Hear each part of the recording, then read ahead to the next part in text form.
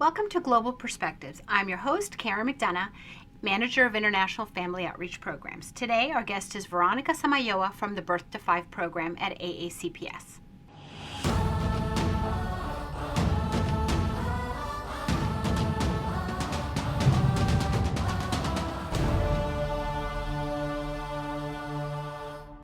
Welcome to Global Perspectives. I'm your host, Karen McDonough, Manager of International Family Outreach Programs.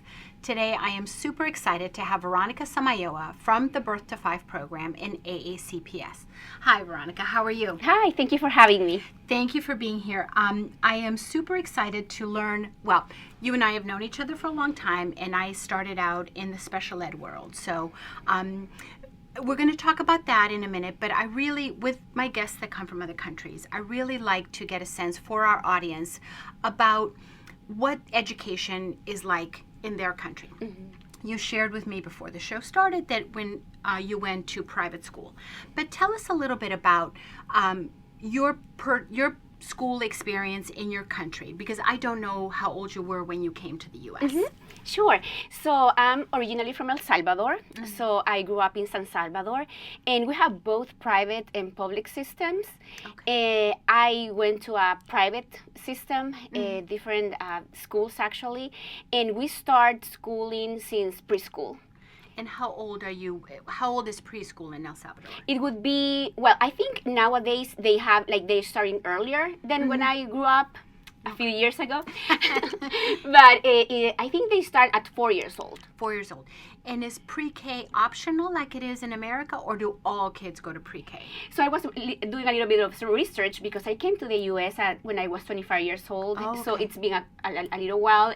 But right now they have a mandatory preschool that is available. Okay. Yes. And so we're here. Kindergarten is mandatory, but in El Salvador they start at 4. Yes. In pre-K. Okay, very good. And how would you describe, again, your personal experience was in private school. What is public school like in El Salvador from what you know? Is it, first of all, when is the school year? Is it September to June like for us, or when is their school year? That's a great question. It's different because we only have like 2 seasons in El Salvador, summer and winter. So we start school, back in the day it was like January, February until October.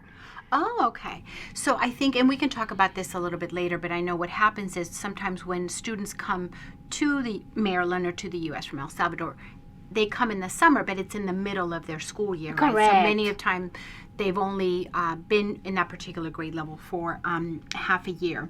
And what would you say are the main differences between the way education is in El Salvador to the way it is here in the U.S.? Maybe, for instance, with the grade levels, elementary school. Is elementary school like to 5th grade like it is for us? Well, usually in our schools is the whole, like from kindergarten to 12th grade. Oh, so wow. we don't have like separated like here, like elementary, middle, and high school. We have everything in a building. And then do the so there's no changing schools, like, so if whatever school you go to, you can potentially stay in, unless you move away, I guess, stay in Correct. The same exact school for all those years. Yes. Okay. And with here in elementary school, kids are with the same teacher all day long. And in middle school, they go from teacher to teacher. Is it the same there? Mm-hmm. That they switch teachers come middle school for different subjects, or are they literally in one classroom the whole time? In my experience in private school, elementary was the same teacher all day long. Okay. For the other middle school and high school, the teachers would come, they would switch and come to our classroom. So the teachers would change. Oh, so the kids stay. Yes. But the teachers are the ones who come and Correct. go. Okay. And is the last year of school 12th grade like it is for us? That's a very interesting point. So in 1997, they changed that. So high school in the private schools and in the public schools that are not bilingual, they are until 11th grade.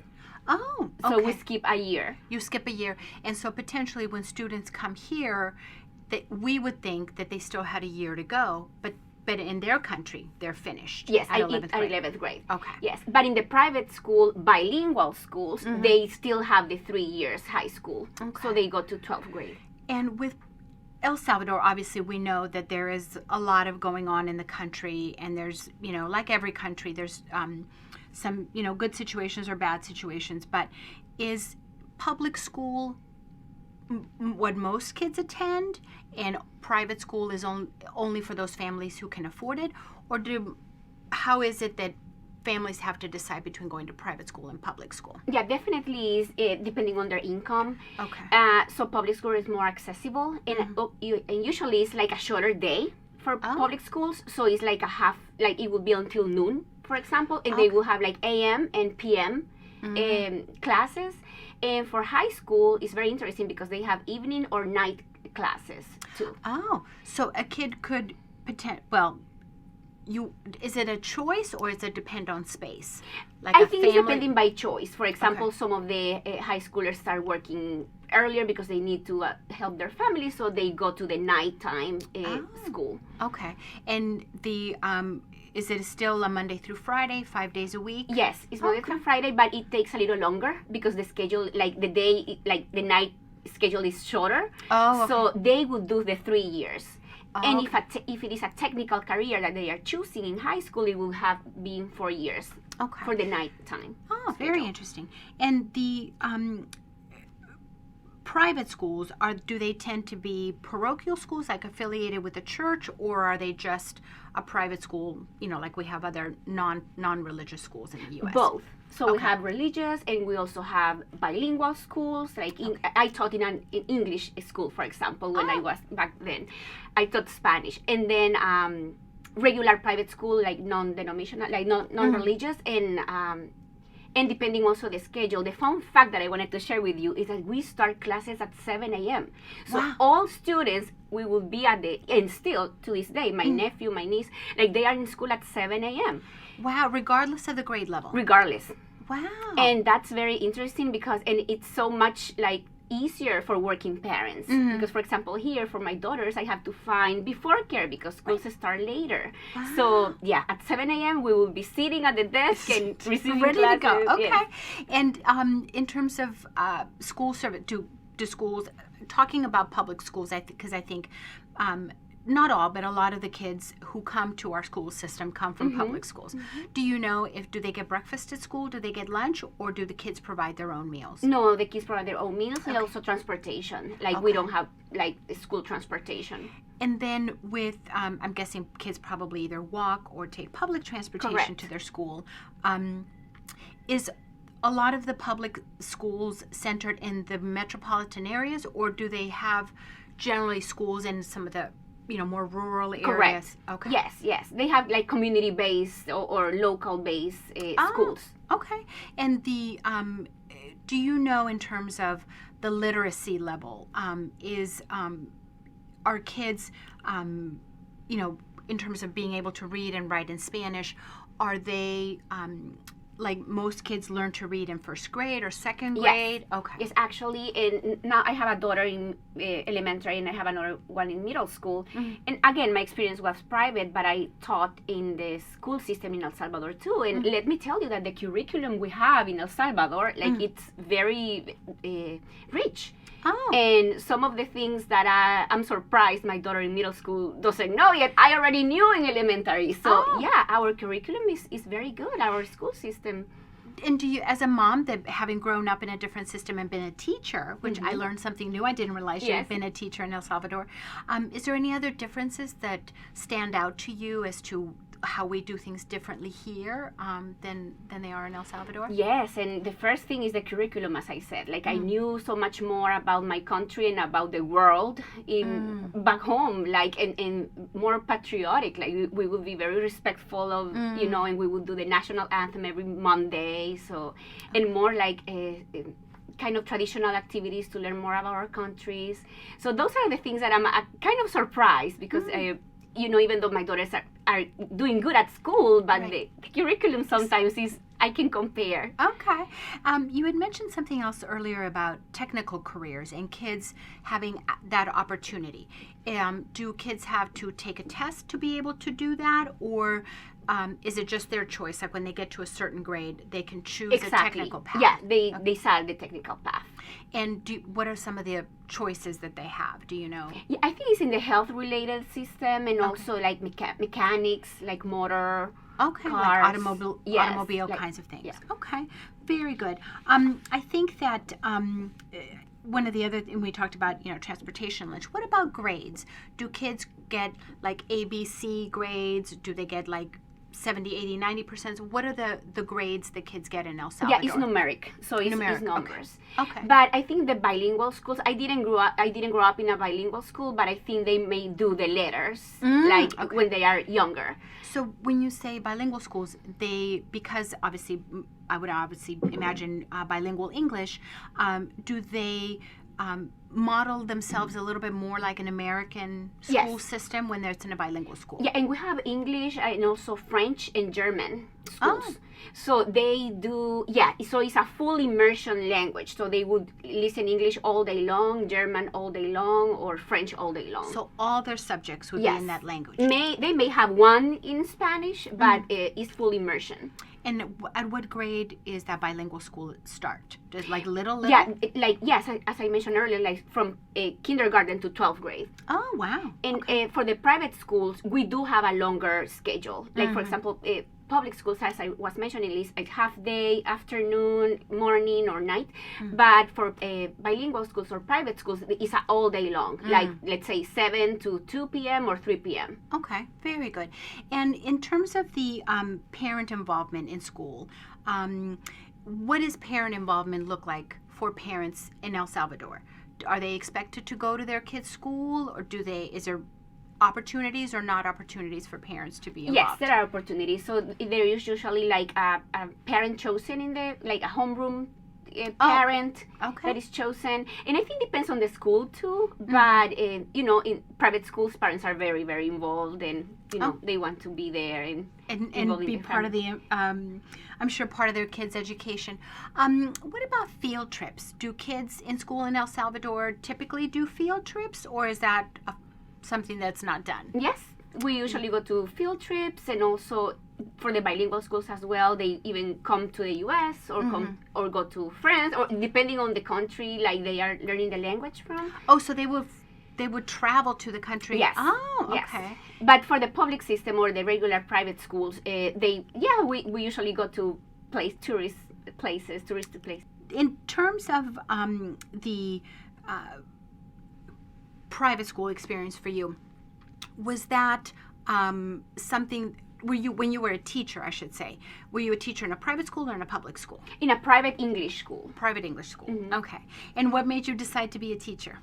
Well, my background is a special education teacher. Oh, another thing I didn't know. Yes, okay. That's my background. But it was just an opportunity. Like, I had a friend working there. They needed someone to teach Spanish to the preschoolers. I was available. So. Oh, okay. Yeah. So in terms of special education, and I wasn't, because I'm just learning that about you today, is the special education system similar to what we have in the U.S., where kids with special needs go to regular schools, or is there only special schools for kids with special needs? So depending on the diagnosis or the condition, they could go to a regular school with supports, but we also have like centers for kids that need more support in that way. But actually, I was working with the El Salvadorian Embassy, because I'm making a proposal, to start like an early intervention special education program. Wow.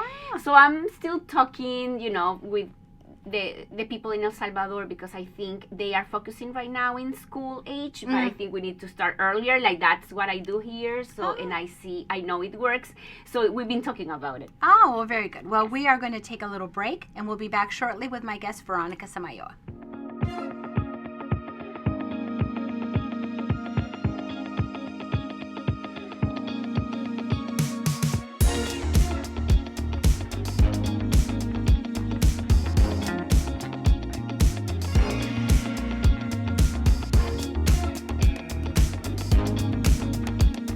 My art career in AACPS has elevated my talent. I've had amazing teachers and opportunities and have truly grown as an artist. Come see my elevation.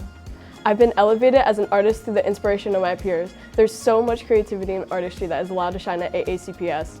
Come see my elevation. The unique programming and passion of my teachers have elevated me as an artist. I am at a place where I truly believe in my talent. Elevate your appreciation of art by witnessing the amazing works of the class of 2023 at our exhibit at Maryland Hall for the Creative Arts, April 12th through May 16th. Come see our elevation. Welcome back to Global Perspectives. We are again with my guest, Veronica Samayoa. Hi, Veronica. Thanks again. We are still here talking about both of our first loves, special education. And during the break, you shared with me what got you started in the field of special education. So could you share that story with us again? Sure, yes. So I always felt like very inclined to work with children. But in my high school, they had a program to do your social hours, you know, with disabled children in one of our biggest centers for disabled children in El Salvador. So I just signed up. I started going like once a week or twice a week, and I fell in love. Like I loved, you know, just to learn about different disabilities, and also to learn about the ways we can maybe not like fix things, but make things easier and better, a better quality of life for the children and their families. So I really fell in love, and that's when I decided to go to university to study that. Okay. And was the center that you went to volunteer at for your service hours, was it all ranges of ages of kids? Was it, is it just little ones, or was it like it is here where we have kids from 3 to 21? It was until adulthood. Until adulthood. Okay. But we as high schoolers were with the little ones. Okay. Oh, very good. So you went to school to become a teacher, and you focused on special ed, and then you came to the U.S. Did you come to the U.S. to be a special ed teacher here, or what brought you to the U.S.? So I always wanted to move to the U.S. and I wanted to study here. So I studied for a few years, you know, English and other degree in mental health. But then eventually I got my dream job in Washington, D.C. in the early intervention program. Oh, I didn't know that. That's how I started. I worked there for 7 years with the Office of Superintendent of Special Education. And then I found this opportunity in Anne Arundel. Okay. So in Anne Arundel County Public Schools, have you always worked in the Birth to 5 program? Yes. Okay. So for our audience who may not know what the Birth to 5 program is, could you give us a little overview of what the program is and what is the population of students that they serve? So it's a special education program for our little people, like from birth to 5. So it's a range of services starting from physical therapy, speech therapy, occupational therapy, specialized instruction, vision, hearing for all the kids that are diagnosed with medical conditions, are at risk, or they are showing developmental delays. And how does a student or a family, because you work with, you know, I know you work with the family, how do they get connected with the Birth to 5 program? So most of our referrals are coming through hospitals when they are preemies, and there are some conditions that are automatic eligible, like for example preemies or medical diagnosed conditions like Down syndrome. So they are referred through the hospital, but also pediatricians. We get a lot of pediatricians referrals when they go to their checkups. We get a referral when they are concerns, or also the families or childcare providers can also refer directly. And when a family is referred to your program, does a parent have your number and then they just call you directly? Well, I've been trying to do outreach in them, for example, with hospitals and pediatricians. So most of them have my direct number, but they also have their main line. So our Birth to 5 main line, like they can call, and we have someone picking up the phone. And if there is a Spanish-speaking family, they transfer to me. Or we also have online referrals that can be done. And once the parent makes that initial contact and they reach out to your office, whether it's you directly or the main line, what is the first thing that happens for that family? What is the first thing that AACPS does to start working with that family? So what we start doing is filling out a referral. Okay. So we gather basic information, initial information. For my Spanish-speaking families, I try to gather more information and send them like a questionnaire to fill out in Spanish online so that we can gather as much information as we can before the evaluation. So when we have the information for the referral, we schedule an evaluation at the home. Okay. So that's very important to say. This is a home-based program. So we, from 0 to 5, we come to the homes to provide services. And we have 2 programs. Okay. So talking about the information that you need, I'm guessing obviously the basic demographic information, name, address, all that. Concerns. And then that information then you give to the team that goes to the home. Correct. And who goes to the home for that initial evaluation? So for birth to 3, because we have 2 programs, again, it's home-based. And for the home-based program, we gather the information and we assign a team. They go to the home and we have diagnostic teams all over the county. And that's all they do is just the diagnostic evaluation part. I mean, that's what happens at that first meeting. Correct. And they are providers as well. They carry a caseload, but we have several teams throughout the county that they, depending on the concern and the age, so we refer to that team, and the team we coordinate the evaluation, and once the child is eligible, we assign the case to the service provider. And after the evaluation, is that where you determine what services the kid is going to receive? Correct. Okay. So the evaluation will it is like a test, like we do to the with the kids and the families, parent interview, and at the end we. Depending on eligibility, we create a IFSP, a family service plan, that outlines all the concerns, the needs, outcomes to work with the family, and the service recommendations. Okay. And so potentially a child, say their delay is only in speech. Maybe that's the only service that they get. Correct. But maybe there's another child, like say a child with Down syndrome. Maybe they will get speech and physical therapy or occupation. So they could get either a single service or multiple services. Correct. And if a student gets multiple services, does it all happen in the one visit, or do those providers come separate? That's a good question. So it depends on the family's preference, availability, and also what the provider feels will be more appropriate. Because, for example, I've seen like doing co-treatment, like for example, a physical therapy with an occupational therapy at the same time. But if the occupational therapists want to focus on feeding because there are feeding concerns, so maybe that she or he will schedule an appointment at a later time. Okay. And I think that's what I really love about your program, and you've said so well that it depends on what's best for the family because you are coming into their home, and what the experts or the providers feel is the best way to get the outcomes, that they want for the children. With that IFSP document, and we've had a couple of guests that have talked about special education a little bit. Is it something that you look at annually, or how often does that plan get reviewed to see if it's still appropriate? We review every 6 months. Oh, every 6 months. Yes. Okay. So if it is an initial 2 days, so we review it in 6 months, and then it would be the annual review. Okay. It would be 6 months after that.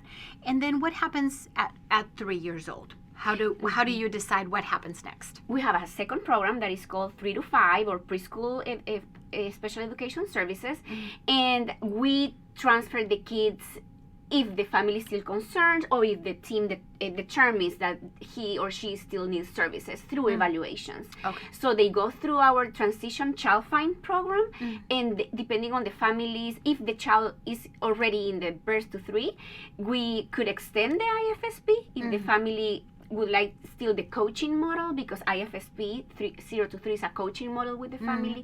But if the child is ready for preschool or community-based services, we transfer the IFSP to an IEP. Oh, okay. And that's depending on the child's needs. And we have several services, like we have ECI, that is the Special Childhood Intervention Program in the classrooms. That and is half ECI day. stands for Early Childhood Intervention. Intervention classroom. Okay. Or we have community-based services. So if the child has severe needs, the team will recommend ECI services. But if the child is could be monitored through regular services, like 3 or 4 or twice a month, depending on what the team determines, it would be a community-based service in the library, in the daycare. So then it could be so then that's no longer in the home, Correct. but not necessarily in a school. Correct. So it's either in a school or in another location. Yes.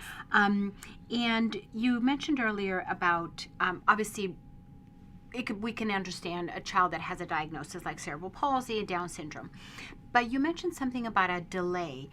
What constitutes a delay? Like how long or how big of a delay does a child in an area does a child need to have before they might qualify for So it's your a services? 25% delay. Okay. So when they do the test and they do the scoring, they compare the child to typically developed children.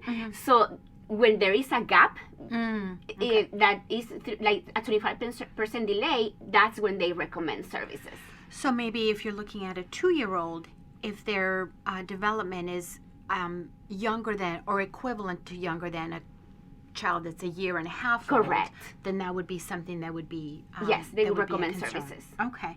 And when the child is then ready, say maybe at 5, then what happens at 5? If they still need services, then they've already have the IEP, and then the school takes over. Correct. Okay. They take over, and actually when this pre-K registration, there is a box that says, does your child has an IEP? So we have to check that so that they know that it's already in the system, and that's the beauty of that Birth to 5 is part of the school system, because we just transfer the IEP, to the next level. And then the school follows up. And I think that's so timely that you say that, because obviously kindergarten registration already started, but pre-K registration is coming up in May. And I know from when I was an interpreter for special ed, we always, we want to make sure that the school follows through. But sometimes, for no fault of anybody's, that there's either a little bit of a delay in the school finding out. So I think what you said is super important, that parents need to make sure that they don't just assume that the school is going to know. If you have a child with an IEP, that it's super important for you to make sure that the school, they will get the documents, but we want to make sure that the school themselves Take over, yes. yeah, or I'm sorry, that that school takes over, and that the parent tells the school that yes, or maybe even bring up. Would you recommend parents come with a copy of their documents when they go to school to register? Yes, absolutely. Okay.